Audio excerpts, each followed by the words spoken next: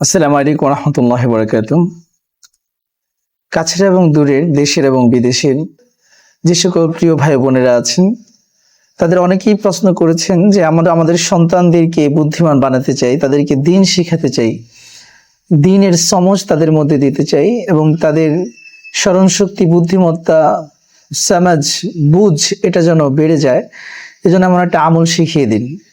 তো নবীজির হাদিস থেকে গবেষণা করে এবং কোরআন হাদিস থেকে আমরা গবেষণা করে একটি চমৎকার আমল পেয়েছি। সেটা হলো, কোনো বাচ্চার মাথার উপর যদি আমরা হাত রেখে বলি, যেমন আমাদের সামনে জায়েদ আছে, জায়েদও খুব ভালো ছেলে, মাশাআল্লাহ, ক্লাসের ফার্স্ট বয়, চমৎকার পড়াশোনা করে, আল্লাহ পাক তার জ্ঞানকে আরো বাড়িয়ে দিন। তো তার মাথায় হাত রেখে, যে কোনো বাচ্চার মাথায় এইভাবে আমরা হাত রাখবো, হাত রেখে আমরা 11 বার পড়বো, আল্লাহুম্মা ফাক্কিহু ফিদ্দিন, আল্লাহুম্মা ফাক্কিহু ফিদ্দিন ওয়া আল্লিমহু তা'ওয়িল, আল্লাহুম্মা ফাক্কিহু ফিদ্দিন ওয়া আল্লিমহু তা'ওয়িল, আল্লাহুম্মা ফাক্কিহু ফিদ্দিন ওয়া আল্লিমহু তা'ওয়িল, আল্লাহুম্মা ফাক্কিহু ফিদ্দিন ওয়া আল্লিমহু তা'ওয়িল, আল্লাহুম্মা ফাক্কিহু ফিদ্দিন ওয়া আল্লিমহু তা'ওয়িল, আল্লাহুম্মা ফাক্কিহু ফিদ্দিন ওয়া আল্লিমহু তা'ওয়িল, আল্লাহুম্মা ফাক্কিহু ফিদ্দিন ওয়া আল্লিমহু তা'ওয়িল, আল্লাহুম্মা ফাক্কিহু ফিদ্দিন ওয়া আল্লিমহু তা'ওয়িল, আল্লাহুম্মা ফাক্কিহু ফিদ্দিন ওয়া আল্লিমহু তা'ওয়িল, আল্লাহুম্মা ফাক্কিহু ফিদ্দিন ওয়া আল্লিমহু তা'ওয়িল,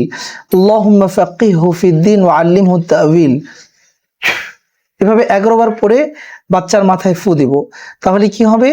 আল্লাহ পাক তার সমঝ, জ্ঞান, বুদ্ধিমত্তা, আকল এবং স্মরণশক্তিকে, মেমোরিকে অনেক শক্তিশালী এবং বেগবান করে দেবেন ইনশাআল্লাহ। বিশ্বনবী মুহাম্মদুর রাসূলুল্লাহ সাল্লাল্লাহু আলাইহি সাল্লাম আব্দুল্লাহ ইবনে আব্বাস রাদিয়াল্লাহু তাআলা, তার চাচাতো ভাই আব্বাস রাদিয়াল্লাহু তাআলার সন্তান আব্দুল্লাহ, তার জন্য দোয়া করেছিলেন যে আল্লাহুম্মা ফাক্কিহু ফিদ্দিন ওয়া আল্লিমহু তা'ওয়িল। দোয়াটি এমন ভাবে কাজে লেগেছে যে বিশ্বনবীর এক দোয়াতেই রব্বুল আলামিন আব্দুল্লাহ ইবনে আব্বাসকে রাইসুল মুফাসসিরিন বানিয়ে দিয়েছেন, মুফাসসিরদের সর্দার, মুফাসসিরদের সর্দার।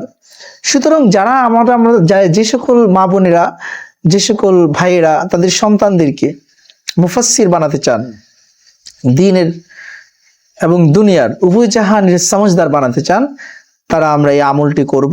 আপনারা না পারলে আমার কাছে নিয়ে আসবেন, আমি করে দেব।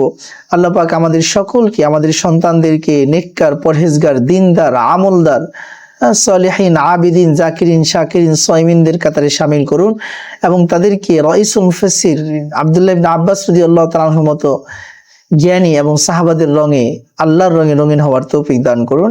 আসসালামু আলাইকুম ওয়া রাহমাতুল্লাহি ওয়া বারাকাতুহু।